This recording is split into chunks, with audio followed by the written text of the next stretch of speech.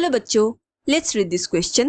The question says, resin swells up in the water due to option A, imbibition, option 2 or B, diffusion, option C, endosmosis या option D, turgidity.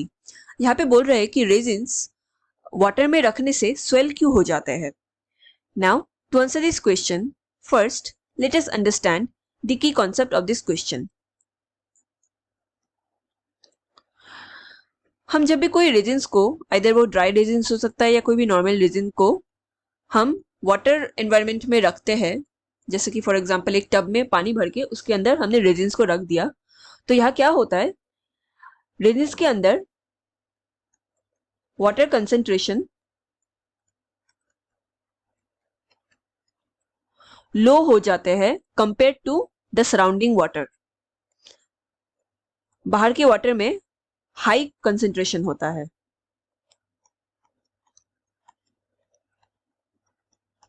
High concentration of water.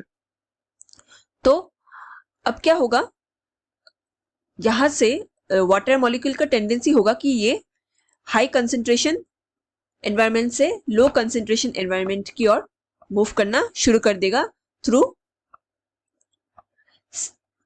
Semi permeable membrane.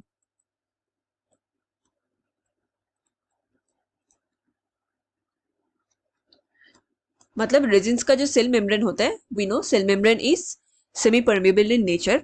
तो यहाँ पे भी water का movement from high water concentration to low water concentration flow करना शुरू कर देते हैं थ्रू सेमी परमेएबल मेम्ब्रेन.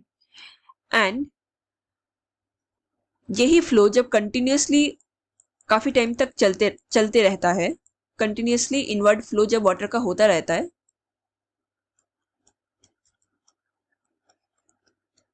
तो इससे सेल स्वेल्स अप हो जाते हैं.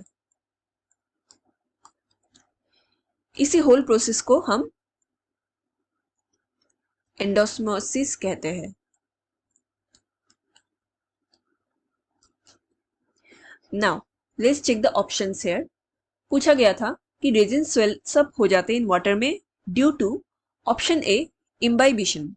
इम्बाइबिशन क्या है, यहाँ पे भी वाटर एब्जॉर्प्शन होता है from high concentration to low concentration region. However ये सॉलिड सरफेस के बीच होता है, एग्जाम्पल वुड्स एटसेट्रा. कोई सेमी परमेएबल मेम्ब्रेन के थ्रू नहीं होता. ऑप्शन बी, डिफ्यूजन क्या है, यहाँ पे कोई भी सब्सटेंस, एनी सब्सटेंस मूव करता है from higher concentration to lower concentration region, और ये किसी भी डायरेक्शन से हो सकता है. ऑप्शन सी, एंडोस्मोसिस, यहाँ पे वाटर एब्जॉर्प्शन होता है through semi permeable membrane and इसका डायरेक्शन यूनिडायरेक्शनल होता है.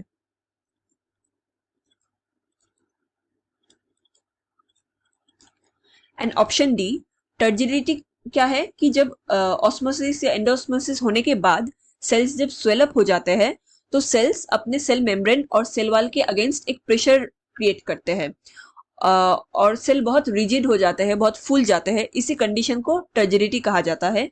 ये बेसिकली आफ्टर इफेक्ट होता है, after effect of osmosis. So the most correct answer of the question is option C, endosmosis.